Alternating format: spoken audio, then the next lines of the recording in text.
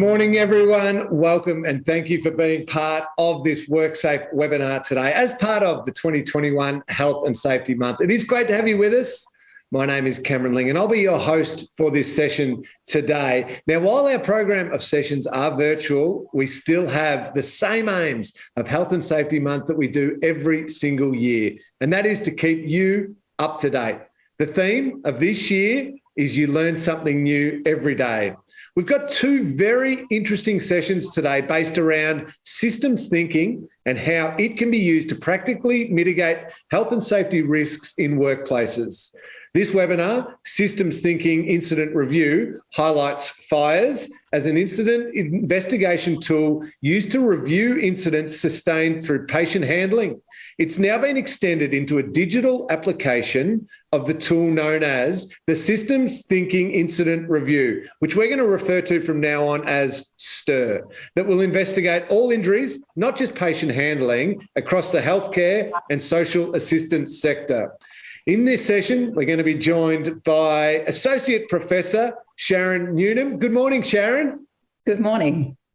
Great to have you with us. And also joining us this morning is our WorkSafe expert, Dr. Tony Carden. Good morning, Tony.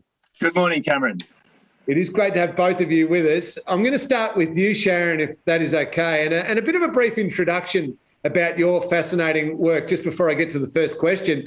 Dr. Sharon Newnham is an organisational psychologist with the Monash University Accident Research Centre. Her research focuses on understanding the factors influencing safety performance in the workplace, from the individual characteristics of workers to the safety practices of management and beyond. As I've said to you already, welcome, Sharon. It is great to have you with us. But just for the audience that's joining us right now, could we start with a bit of background about your FIRES project and how it works? Yes, no, and thank you for having me here today. So in 2008, WorkSafe Victoria funded the development of the FIRES tool. So FIRES is Patient Handling Injury Review of Systems. So this tool was co-designed in collaboration with WorkSafe Victoria and the healthcare services in Victoria. And they were critical, this co-design process in the development of the tool. And essentially what the tool looks like is that it's got templates, 6 different templates to guide the investigation of incidents involved in patient handling. There's also a list of prompt questions to help in the investigation process as well. So it is specifically designed to help guide occupational health and safety practitioners conduct that systems thinking review and revision of risk controls following the report of a patient handling injury. Just adding on to that, Sharon, if we could, how did you use systems thinking to inform the FIRES toolkit development, and how will it help employers? Yeah, that's a great question. So the systems, this particular toolkit is underpinned by systems thinking and the model, which is referred to as Rasmussen's risk management framework. And in particular, the map that's created at the end, that somewhat similarly looks like a big spaghetti diagram, is referred to Rasmussen's AXI map, which is short for accident map. And the spaghetti diagram is incredibly helpful in being able to tell the story behind the incident that is being investigated. So it actually shows the factors that represent the different risks that were associated with the injury and the relationships between those factors. And the part of what systems thinking is unique in that, we describe the healthcare system at 5 different levels. So those risk factors are represented across 5 different levels of the system, and the relationships between those factors are again within and across levels of those systems. So it's strongly embedded within the design of the tool and in the development of the action plan as well. So the action plan is about identifying risk controls to mitigate future risks of these incidents. Well, thanks for that, Sharon. As I mentioned before, we're also joined by Dr. Tony Carden. Tony is a systems thinking expert with a background across a wide array of industry sectors, including housing construction, electricity distribution, property maintenance, security, outdoor education, and adventure guiding. Tony's PhD is in human factors, specialising in the analysis, design and modification of complex systems of work. Can I start by asking you, Tony, for a simple definition of systems thinking and its advantages when you develop a risk mitigation project or new way of working? Yeah, thanks, Cameron. Systems thinking is simply recognising that the systems we live and work in are complex and interconnected. Systems thinking means developing the habit of looking for and finding the big picture so we can make sense of what happens in those systems. As we've just heard from Sharon, looking at the different levels of control in a system is a great example of that. And we find that when we apply that holistic big picture view to assessing and managing risk, we tend to be able to identify higher level opportunities for interventions that can often give us more leverage for lasting safety solutions. But Tony, what are the barriers and facilitators associated with implementing systems thinking tools, and how does WorkSafe use them? It's a good question. Thanks, Cameron. There can be some barriers indeed, and they're mostly around our habits of thinking. So we all grow up in a culture where our institutions, our language, our whole worldview, they're all heavily influenced by the idea that the world is like a machine, like a clockwork. But systems thinking says that actually the world is more like an organism than a machine. All the bits are interconnected and interdependent. So embracing a new way of thinking is never easy. But the best way to facilitate that, I think, is that people in OHS, by definition, care about others and are always looking for new ways and better ways to improve health and safety outcomes. So that's probably the best facilitator. We've been applying systems thinking at WorkSafe for some years now to a range of areas, including our large employer assessment program, fatality prevention, and occupational violence and aggression. Oh, thanks for that, Tony. That's great to hear. Sharon, can I come back to you for a second? What is the status of your work now? How has the FIRES program evolved? Yeah, well, there's a lot of exciting evolutions of the FIRES project. So following the successful implementation and evaluation of the FIRES tool in Victoria and in New South Wales as well, WorkSafe has recently funded the development of a digital application of the tool. So as you mentioned at the start, this digital application is referred to as STIR, Systems Thinking in Review. So it goes beyond patient handling and it prompts the investigation of incidents for all workplace incidents in the healthcare and social assistance sector. So it's going to be incredibly exciting when this app is launched in early next year. And I recently saw some screenshots in terms of how it is developing, and it's really exciting how it's actually evolved and how we have actually used that feedback from WorkSafe and the healthcare sector through the FIRES project to develop this tool that is truly it's feasible and practical in its implementation. And that was the real goal. So that's where we're going to at the moment. And that trial, or the launch of the app, will start in next year, and we're trialling the app too over a 2-year period in the healthcare and social assistance sector. We're currently recruiting different hospitals and aged care facilities to participate in that trial as well. And so that's going to involve the use of the tool across that 2 years period, where you get training and you get assistance in terms of undertaking that systems thinking investigation beyond patient handling as well. So it's going to be looking at all workplace incidents, not only patient handling. Oh, that's great, Sharon. Thank you for that. And it does sound exciting what you're working on there. Really appreciate you sharing that with us. Tony, are there any misconceptions about systems thinking that you'd like to address now? How will WorkSafe use them in the future? Yeah, thanks, Cameron. There actually are some common misconceptions about what systems thinking is, and here's a few that I run into frequently. One is that when we say systems thinking, we mean something like critical thinking. So critical thinking is just, being open to updating your opinions and worldview based on new evidence. So that, of course, is a really important thing to do, but that's critical thinking. It's not actually systems thinking. The second one is methodical thinking. So people think that when I say system, or when anyone says systems thinking, that we're talking about thinking in a methodical, step-by-step way. Again, a useful tool, but not what we mean by systems thinking. And the third common one is that people think we're talking about a specific system, like an IT system. And again, we are talking about looking at work systems through the lens of complexity. And that means that complex systems, they have features like emergence and various other things. You'll hear sort of catchphrases around this or common words to describe the features of complex systems, but that's what systems thinking is about, recognising their actual nature and dealing with them accordingly. Another level of misconception is that when you get to that part and people understand you're talking about complexity, that word in itself is really off-putting for some people. And one reaction is, well, that's too hard. And I'm here to tell you it's not too hard. You know, complex doesn't mean difficult. It's just about understanding what you're looking at. And the other part of that is that sometimes people think, well, my system of work is quite simple. It's only, for example, I'm a subcontractor in the construction industry. It's me and 2 apprentices. How complex is that? Well, it turns out that it's actually quite complex because your system of work includes not just yourself and your 2 apprentices, it's your tools, it's the manufacturers of the tools, it's the work site, everybody else on the work site, and we can move outward and outward from there and find that there's lots of factors that contribute to what goes on in your work system.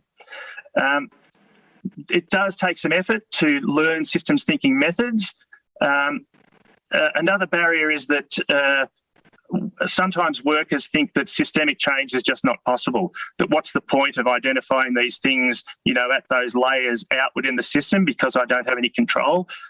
Again, I would suggest that better informed is better empowered. Once we know those things, we can take action on them. At WorkSafe, what are we doing? A number of projects, as I mentioned earlier. In addition, we are training all of our new inspectors and investigators in systems thinking, and we're embedding it in our capability framework. So the passion and creativity of our people at WorkSafe will ensure that we'll find lots more ways to use systems thinking to improve health and safety outcomes for Victorian workers going forward. Well, thank you for that, Tony. Appreciate you sharing that with us and those misconceptions. As I mentioned before, a few questions coming in now. I'm going to get to them a little bit later on, Sharon and Tony, but on the right of your screen there, if you do have any questions that you would like to ask of our 2 guests here, please do jump on so that when we get to the question and answer portion, we will be ready to go. Sharon, can I jump to you again? What's the future for fires and STIR, and will their development and growth require any more systems thinking? What other applications do you see for tools like fires and STIR? Yeah, great question, Cameron. Well, there's definitely some evolution in terms of fires and STIR already. So as Tony mentioned, WorkSafe Victoria has embedded systems thinking across their prevention activities and have identified that investigation processes also need to be informed through systems thinking in terms of we've developed tools for workplace violence. We have developed a tool for work-related light vehicle crashes, and we are currently in the process of working with WorkSafe Victoria on a heavy vehicle crash investigation tool as well. Systems thinking, again, strongly embedded within the development of these tools, and even going beyond that as well to look at how systems thinking can be embedded within other prevention activities beyond just incident investigation. What we're also doing at the moment, as Tony mentioned, the systems thinking, it's not rocket science, but at the same time, it is complex in its understanding of the system. And so to help the workplaces in Victoria and broader as well, we've developed some tutorials, some instructional videos on what systems thinking is and how you actually use the accident causation methods to undertake systems thinking investigations. So those tools, those instructional videos are located on the WorkSafe Victoria website and are freely accessible. So I'd encourage anyone to view those short videos to actually understand systems thinking from that broader perspective in the first instance. And I encourage any questions that you would have along the way while after viewing those videos too. Thank you for that, Sharon. Tony, I'll go back to you. In summary, how can systems thinking methods support OHS regulation and management? Yeah, I think, Cameron, that systems thinking and methods can support the development of practical tools such as those that Sharon's just been talking about to improve our systems of work in ways that support health and safety. To help this happen, we do need systems thinking safety champions to help create that cultural change and find new and better ways to apply systems thinking and, create new tools to support it. And I think as more people adopt systems thinking, identifying and implementing interventions that focus on systemic change will become easier and more widespread. Well, thanks for that, Tony, and to Sharon for those great insights. We've got a lot of questions coming in from the audience. Now, these questions, I'll try and guide them to one of you, but I'm happy for either of you to jump in or add to what the other one said. So please feel free to jump in if you want to answer this one. The first question that a lot of our audience are asking, as a systems designer in our business, how do you best encourage others to follow the system set after consulting with and sharing all the positive reasons why the systems work and help everyone involved, and yet still getting non-compliance? Who wants to take that one first? Do you want to lead it, Tony? Go for it, Tony. I'll go after you. Okay, go for it, Sharon. Well, I think it's an understanding of what systems thinking is. And there is, when you read a lot of the papers out there, it can be seen as quite complex. As I mentioned previously, it isn't rocket science. And I would really encourage everyone to go and view those videos on the WorkSafe Victoria website, because it breaks it down what systems thinking is. And a lot of it at the end is actually very common sense in terms of thinking about when an incident occurs, what are those risk factors that actually contributed to the incident, and going beyond just thinking what did the worker do wrong or what was wrong with the equipment. But it's looking at higher factors in the system, such as workplace systems and processes that may need to be reviewed and revised in that process. So it's just looking up and out rather than down and in. So I think that understanding of what systems thinking is in the first instance is the biggest barrier. And these models and methods that are actually put up, they can seem to be very incredibly complex. And when you look at an axiomat in the first instance, for example, you would go, eek, what is that? And how can I possibly interpret that? But when you break it down, and that's what we hope to do in these instructional videos, is it's very quite easy in its concept. And just coming back to that concept, up and out and down and in, just not focusing on the worker and the equipment, but looking at the potential and the opportunity to change factors within the system or processes that have the potential to create more systemic change. So we don't want that silver bullet approach. There is no silver bullet approach to prevention anymore. It's about looking at systemic change within the system and creating that through systems thinking models and methods.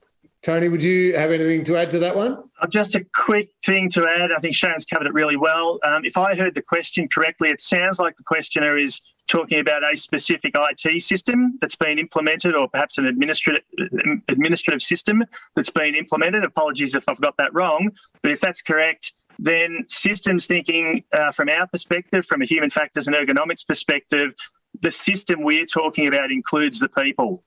So sort of other dimensions of systems thinking, like systems engineering, tend to think of the complex system that we are users of. From our perspective, people are part of the system. So probably an answer to that question would be, if you have the opportunity when you're building a new IT or administrative system, include all the workers in the design and testing of that system. So it's actually designed in a way that's really useful, user-friendly, easy to use. I always say a couple of things. One is that it should be easy to do the right thing and hard to do the wrong thing. If you get people who do the work to help design the systems they work with, that's most likely to happen. The other thing about systems thinking I often say is that it's just two things. It's one, a mindset, and two, a set of methods. Not everyone's going to need to or want to use the methods, but everyone can adopt the mindset. And it's simply that thing of knowing we're all in this interconnected system together. What I do affects you, what you do affects me. That's it.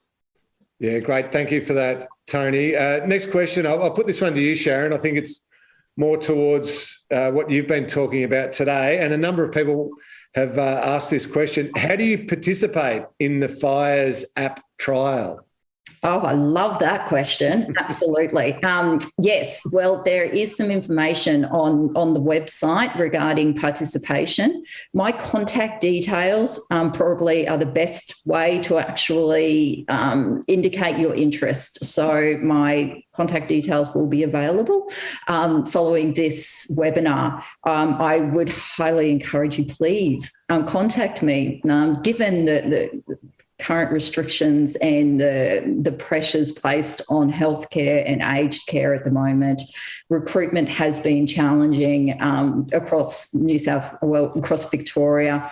So therefore, I would love you to email me, reach out, and please indicate your interest in participating in it. So just briefly, we are looking to start the implementation of the tool early next year, and training in systems thinking and use of the app will be provided in addition to consultation following the first and second reviews that have been undertaken. Thank you, Sharon. I've got to ask you one more time, Sharon. You've called a couple of times for those who want to be able to contact you, either to do with the app trials or any other further information. Sharon.Newnham@monash.edu. Is that correct? That is excellent. Thank you. Perfect. Sharon, SHARON.Newnham, NEWNAM @monash.edu. Just a few people asking to double check that email address. Please do get in touch with Sharon. Thank you to everyone who has asked questions. I do apologise again for those I haven't been able to get to. Really appreciated Sharon and Tony's insights and willingness to answer those questions. I just wonder if I could ask for both of you to give us one more brief final message for our audience to take away from today. Starting with you, Sharon.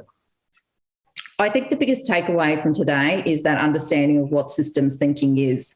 It comes across as incredibly complex. It's not complex. It's about looking at all different risk factors across the system and not apportioning blame to any one factor or any one actor or stakeholder in the system. It's been able to identify those factors that are going to create systemic change. So I think that's the best take-home message. If you want to create systemic, sustainable change within the system, systems thinking is the way to go. Thanks for that, Sharon. And you, Tony? I'd say, Cameron, that our mental models shape how we view the world. So systems thinking encourages us to view the world holistically. You know, what you look for is what you find, and what you find is what you fix. Systems thinking isn't a revolution, it's an evolution, as I said, with those methods. It's the next stage, and it starts with a shift of mindset, but then expands to offer a wide range of practical tools. So for everyone listening and watching, if you haven't already done so, try adding a bit of systems thinking to your OH&S arsenal. Great. Thank you for that, Tony. Thank you to both of you for everything that you've shared with us today and for answering those questions. Sharon, thank you so much. We've given out your email address. Hopefully you get a few people getting in contact with you, and good luck for all the exciting things ahead. Fantastic. Thanks, Cameron. And thank you to you as well, Tony. You will be joining us again at 12 o'clock, but appreciate your insights in this session. Thanks very much, Cameron. Great to have both of you with us as well. Now, don't forget the WorkSafe Victoria website has a heap of great resources, guides and tools. WorkSafe is helping to ensure Victorian workers are supported to get through these tough times.